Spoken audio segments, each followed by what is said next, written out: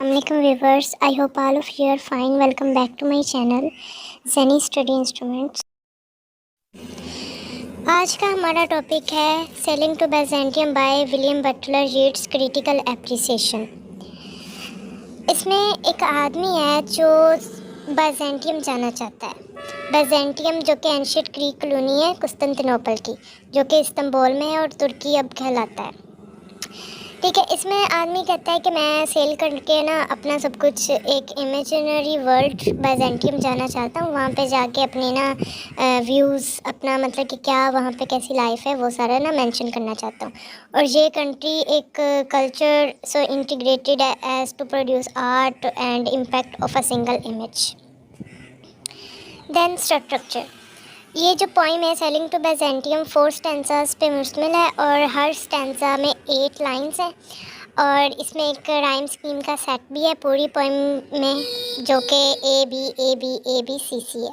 और यीट्स ने ये पोइम एम्बिक पेंटामीटर में लिखी है और एक राइमिंग कपलेट भी है एंड पे, हर स्टैंजा के एंड पे। और ये राइमिंग स्कीम जो है वो स्टैंजा की जानी जाती है ओटारिमा। ओटारिमा एक ऐसी स्कीम है एम्बिक पेंटामीटर की जिसमें हर लाइन में 8 मतलब कि हर स्टैंजा में 8 लाइन होती हैं। लिटरेरी डिवाइसेस, ये पोइम बहुत सारे लिटरेरी डिवाइसेस पर मुश्तमिल है, जैसा कि title of the poem sailing to Byzantium एक रेफरेंस है एक मेटाफोरिकल जर्नी एक बूढ़े आदमी का क्लासिसिज्म के इर्द गिर्द। और फिर बाइजेंटियम एक मेटोनमी है for the art of ancient Byzantium के तौर पर।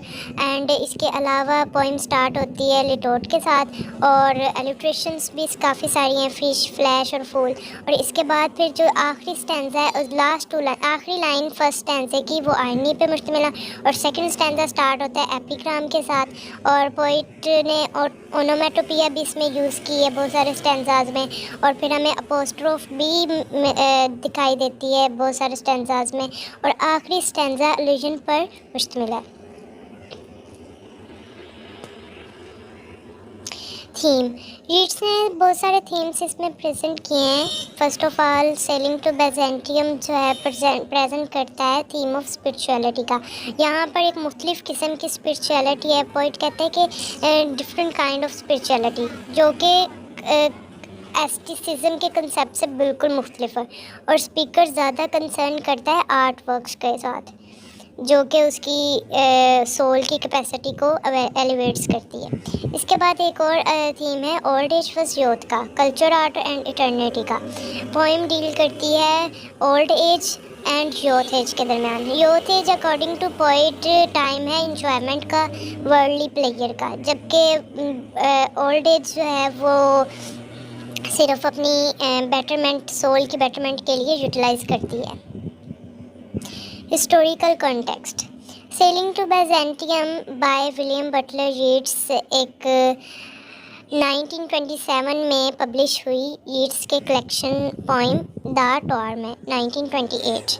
ये पोइम सबसे पहले लिटरेरी मूवमेंट जिसमें लिखी गई मॉडर्निज़म, लिटरेरी मूवमेंट मॉडर्निज़म में लिखी गई। और मॉडर्निस्ट जो थे वो tradition and celebrated self discovery के अगेंस्ट थे।